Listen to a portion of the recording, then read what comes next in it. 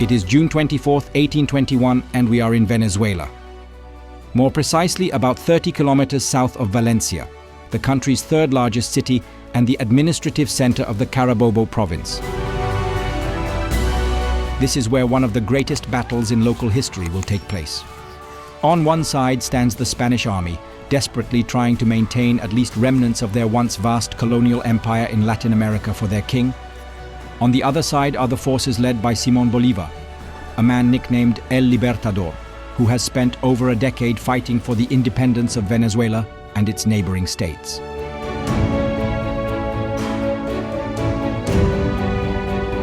When the dust settles, Bolívar's army celebrates a famous victory, significantly aided by 350 British legionnaires.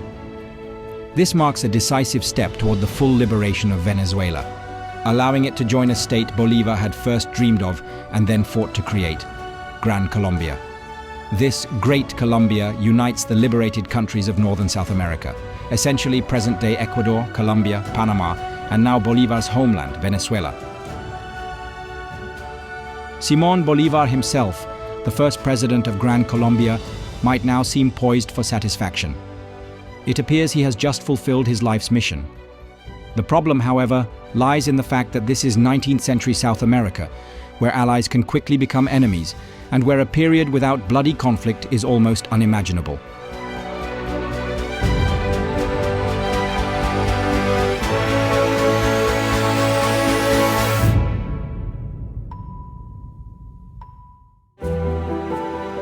Simón Bolívar was born in 1783 in Caracas, the capital of present-day Venezuela, into a wealthy Spanish family. By then, in North America, the British colonies had already achieved independence, and in 1783, the newly formed United States gained international recognition. In Latin America, things were different. Except for Brazil, the entire territory belonged to the Spanish crown. It was divided into 4 viceroyalties: New Spain, including Mexico and most of Central America; Peru, which also encompassed Chile; La Plata, covering the south of the continent; and New Granada in the north. Bolívar was born in the latter, and this region will be central to our story.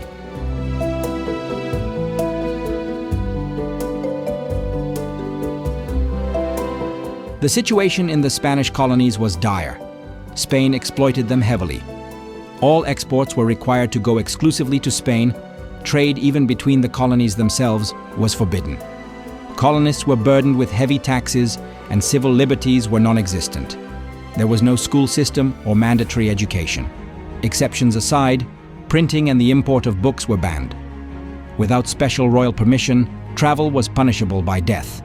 On top of this, the Inquisition enforced strict religious adherence, with power to investigate, imprison, or even burn at the stake those who strayed from the faith.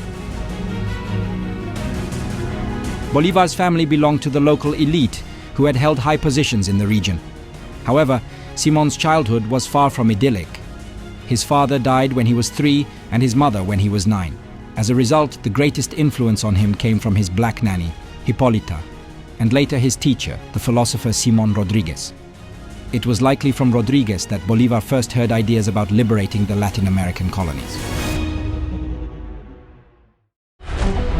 At the age of 16, Bolívar traveled to Madrid to complete his education. There he had access to the royal court and fell in love. His chosen one, María Teresa del Toro, was 3 years older and, like Bolívar, came from a wealthy Caracas family. They married in the summer of 1802 when Bolívar was 18, and together they returned to Venezuela. However, the next year, María Teresa died of yellow fever.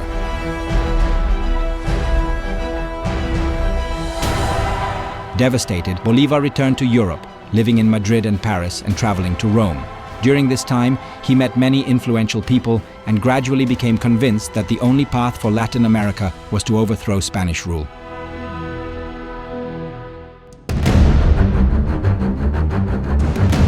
Events in Europe furthered these efforts. After his successful campaign in Spain, Napoleon Bonaparte forced Spanish King Ferdinand VII to abdicate, placing his brother Joseph Bonaparte on the throne. When news of this reached the colonies, it caused a massive upheaval. The local elites rejected the new king, but took the opportunity to assume control of the colonies. Across Latin America, juntas were formed, formally loyal to the deposed Ferdinand but acting independently. However, Bolívar and other revolutionaries found this insufficient. They wanted full independence.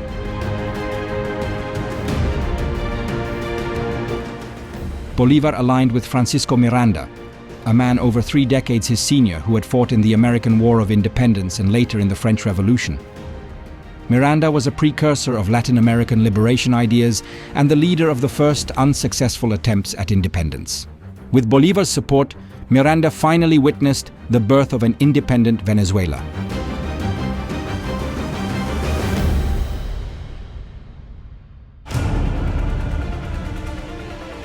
Unfortunately, this marked the decline of his fortune.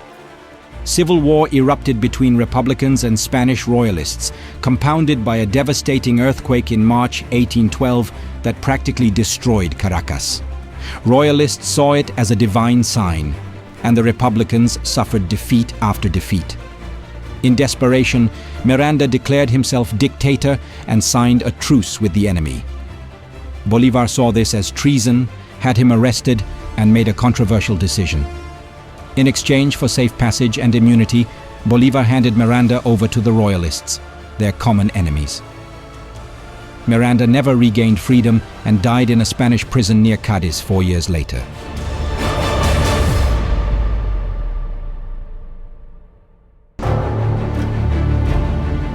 Bolívar himself continues his fight. It is a war in every sense of the word. Compared to European wars of the time, it is marked by extraordinary brutality, as well as constant upheavals, betrayals, and conflicts among the revolutionaries.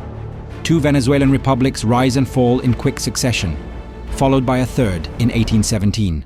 A good idea of how the process of liberating the colonies unfolded can be gleaned from the so-called Proclamation of War to the Death. In this proclamation, Bolívar allowed killing of anyone who did not actively support the revolutionaries.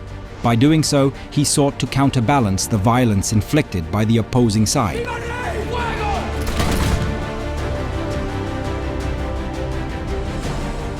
Over time, despite great victories and devastating defeats, Bolívar gradually stopped thinking solely in terms of his native Venezuela.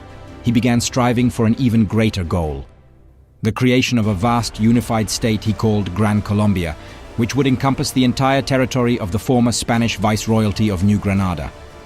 To achieve this, he embarked on his most ambitious military campaign. With his army, Bolívar first crossed the flooded plains during the rainy season beneath the easternmost slopes of the Andes. Then, enduring unimaginable hardships, they traversed mountain passes that rose to 13,000 feet in altitude.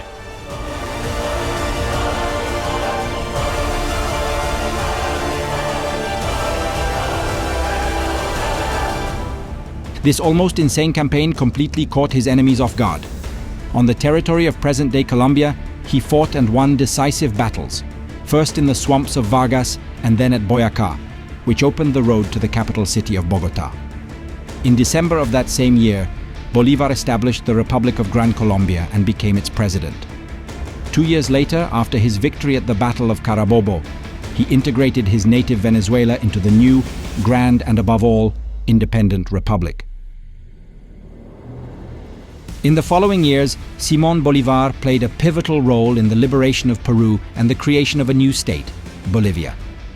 By 1826, the last Spanish garrison in the fortress of Callao in today's Peru had finally capitulated, marking the definitive end of Spanish colonial rule in South America. The Spanish were left with only the islands of Cuba and Puerto Rico. The new Latin American states were also recognized internationally, and in 1826, Bolívar convened a major conference in Panama, where he tried to persuade them to form a confederation together. However, he completely failed.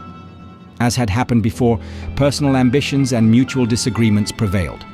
The growing envy of Bolívar's status and the position he had built for himself also played a significant role. Opposition to Bolívar and his vision of a centrally governed Gran Colombia continued to grow. Matters escalated to the point that in August 1828, Simón Bolívar, a lifelong liberal, granted himself the title President Liberator and declared himself a dictator. Just a month later, thanks to his lover Manuela Sáenz, he narrowly escaped an assassination attempt organized by his longtime allies.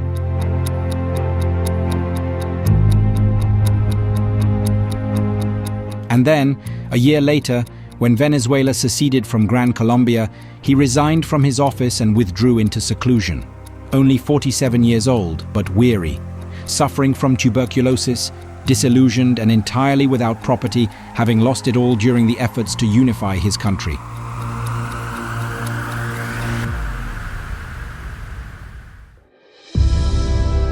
In 1830, Bolívar accepted an invitation from the Spanish Marquis Joaquín de Mier to retire to his hacienda in Santa Marta, in present-day Colombia. This was the final paradox of his life. The country he had fought for was crumbling under the conflicts among his former allies, who now branded him a traitor. And he, the hero, the general, and the president, died in a borrowed shirt, in the house of a Spanish nobleman who embodied everything he had fought against his entire life.